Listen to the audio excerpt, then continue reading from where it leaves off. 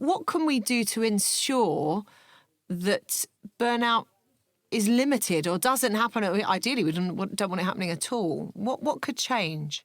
I think for me as obviously a job coach, my role is to ensure that what could be those potential triggers for burnout are addressed at the most earliest kind of possible stage. So even before someone starts on a job, for example, putting things into place before we even reach that crisis stage, for a consultant or an individual, you kind of want to make sure that people are working in an environment where they don't feel that they need to mask in particular.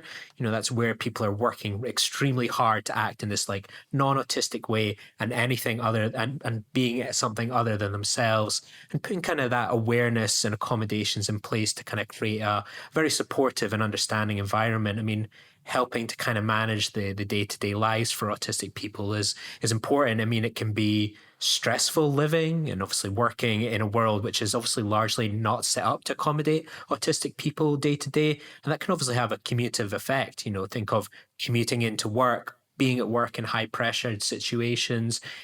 Imagine having to go through that day to day, then by the end of the week, a month and beyond. And that can obviously lead to kind of burnout for those really sustained periods of time. So, it's about putting an environment into place to allow people to be themselves and to be accommodated in what can be quite easy ways at times.